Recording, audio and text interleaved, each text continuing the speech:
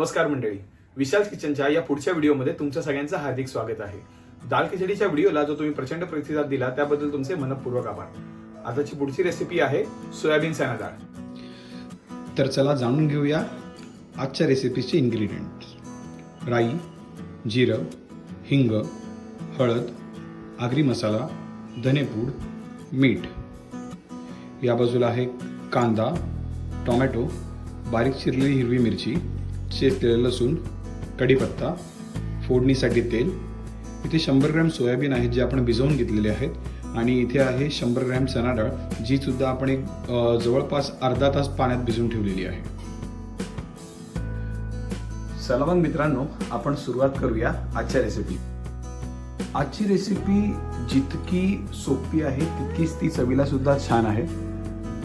आणि आपण आजच्या रेसिपीमध्ये एक स्पेशल इन्ग्रेडियंट टाकणार आहोत. सर्वप्रथम आपण घेऊया 1-2 चमचे तेल.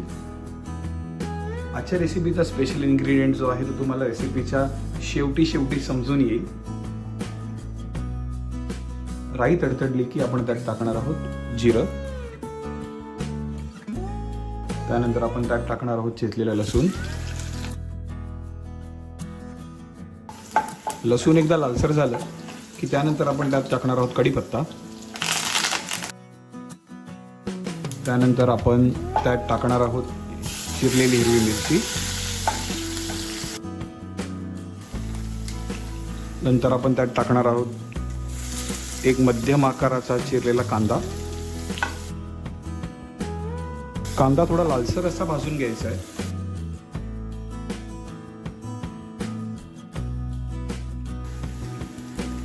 कांदा एकदा लालसर झाला की त्यात आपण टाकणार आहोत टोमॅटो.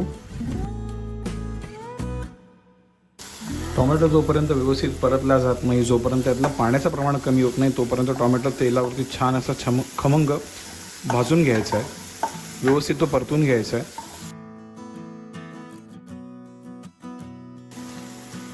तुम्ही बघू शकता टोमॅटो आता व्यवस्थित परतला आहे.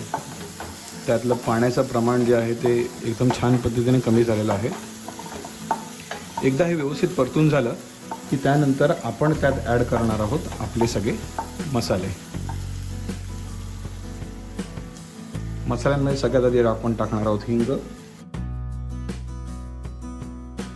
त्यानंतर आपण टाकणार आहोत हळद. या रेसिपीमध्ये आपण वापरत आहोत घरगुती बनलेला हा आगरी मसाला.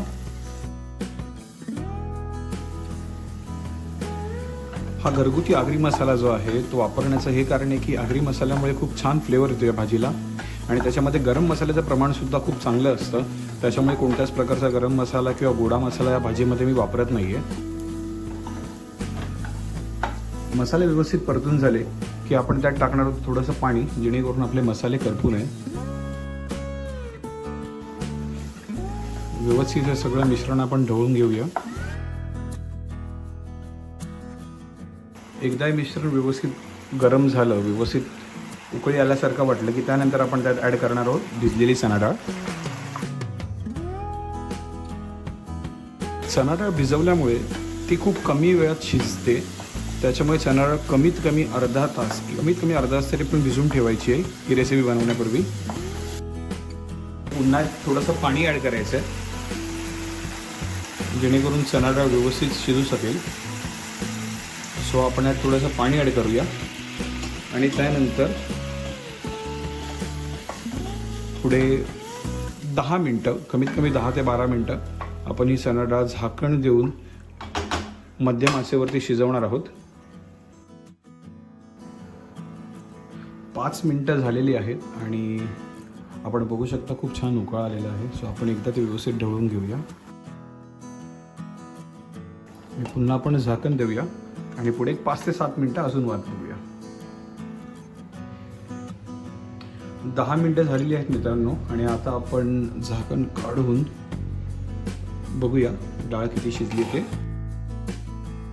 डाळ छान अशी शिजलेली आहे. एक अराऊंड 90% डाळ शिजलेली आहे. डाळ एवढी शिजली की त्यानंतर आपण त्यात घालणार आहोत सोयाबीन आणि चवीनुसार मीठ. सोयाबीन आपण गरम पाण्यात भिजवून घेतलेले आहेत, पण ते शिजवून घेतलेले नाही आहेत. त्याच्यामुळे पुन्हा आपण थोडा वेळ झाकण देऊन पुढे 5 ते 7 मिनटं सोयाबीनसुद्धा छान अशी शिजवून घेऊयात. आणि आपली जी डाळ आहे जी 10-15% शिजायची बाकी आहे तीसुद्धा तेवढ्या वेळात व्यवस्थित शिजून निघेल.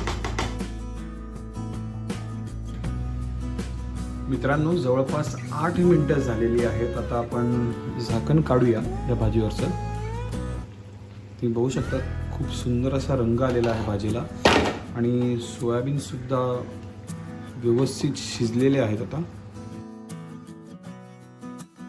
आता आपण यात टाकणार आहोत धनेपूड. आणि मी तुम्हाला मगाशी सांगितल्याप्रमाणे ह्याच्यामध्ये आपण एक सिक्रेट इन्ग्रेडियंट टाकणार आहोत. आणि ते सिक्रेट इन्ग्रेडियंट म्हणजे मटन मसाला. हो मित्रांनो, आपण ह्या रेसिपीमध्ये टाकणार आहोत मटन मसाला. हे सगळे जे मसाले असतात, हे सगळे मसाले वेगवेगळ्या मसाल्यांचं कॉम्बिनेशन असतात. हे मसाले सगळे प्युअर व्हेज असतात. त्यामुळे ह्याच्यामध्ये मटन मसाला टाकून आपण या भाजीचा फ्लेवर आणि त्याचा येणारा तो ॲरोमा, तो वास आपण खूप एन्हान्स करणार आहोत या मसाल्यामुळे. ही भाजी आपण थोडीशी आटवून घेऊया. थोडीशी ती ज्या वेळेला जाडसर होईल त्यावेळेला ती भाकरीबरोबर किंवा भाताबरोबर खायला खूप छान लागते. त्याच्यामुळे आपण थोडी आटवून घेणार आहोत. त्यासाठी मी गॅस थोडीशी फास्ट केलेली आहे. मित्रांनो, तुम्ही बघू शकता भाजी आता एकदम व्यवस्थित आटलेली आहे आणि आपली भाजी खाण्यास एकदम तयार आहे. या भाजीचा रंग जर तुम्हाला वाढवायचा असेल तुम्ही याच्यामध्ये काश्मीरी मिरची पावडरचा सुद्धा वापर करू शकता. पण ही भाजी मला अशीच आवडते आणि आय होप तुम्हाला सगळ्यांना सुद्धा ही भाजी नक्कीच आवडेल. सर्वात शेवटी आपण यात टाकणार आहोत कोथिंबीर. आणि मित्रांनो, आपली भाजी खाण्यासाठी आता रेडी आहे. आता आपण गॅस बंद करून घेऊया.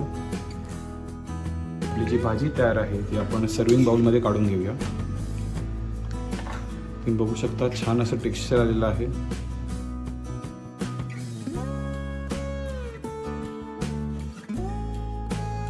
आणि त्यानंतर तिला गार्निश करूया कोथिंबीर.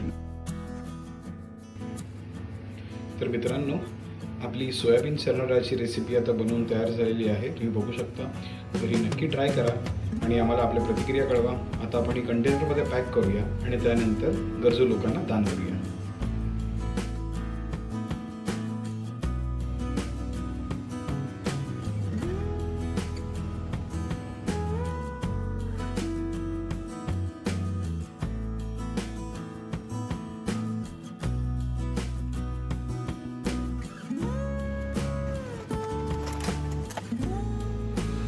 तर मित्रांनो, आपली भाजी आता पॅक करून रेडी आहे.